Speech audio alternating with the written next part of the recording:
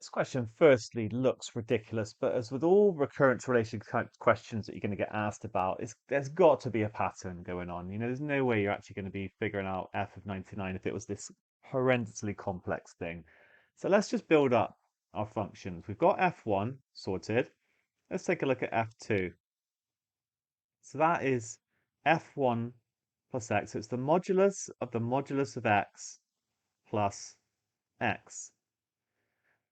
And that is going to equal the modulus of x plus x when x is greater or equal to 0, or minus x plus x, the modulus of when x is less than 0. I'm just applying these, because that's where the critical point is when x is 0, which is going to give me 2x when x is greater or equal to 0. I can actually get rid of that modulus, or 0 when it's less than 0.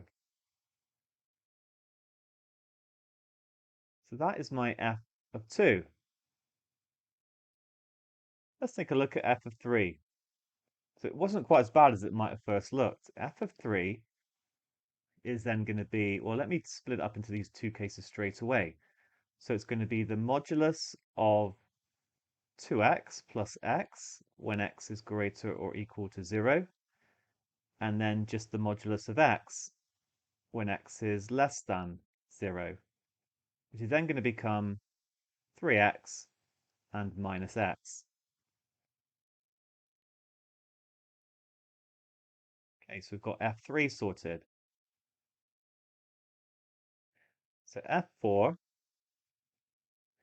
is then going to be, well, it's going to be the modulus of 3x plus x, but because when x is greater or equal to 0, I'm just going to get 4x, so I can start writing things down a little bit more quickly. And then when I do minus x plus x, I'm going to get 0. And we can see a pattern forming. So when the number is an odd number, I'm going to be getting some amount, like the same number here in terms of x, and then a minus x. And when it's even, I'm going to get a 4x, or I'm going to get the number here, but then a 0. And that's going to play out. It's always going to be that because I'm adding x. I'm always going to be adding an extra 1 onto here, an extra x every time. And then for the other one, it's going to be alternating because I'm going to get an x, but then I'm going to get a minus x. They're going to cancel out.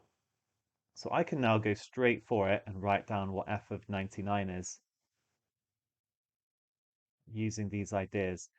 I'm just going to get 99x when x is greater or equal to 0, because I'm just following this path here for x positive, and the modulus is not doing anything. And then when x is less than 0, it's going to be one of the scenarios where I get the minus x here. Like I said, with the odd values, I get a minus x. With the even values, I get 0. So I'm ready to do this integral. And we just need to do it separately. So integral from -1 to 1 of f99x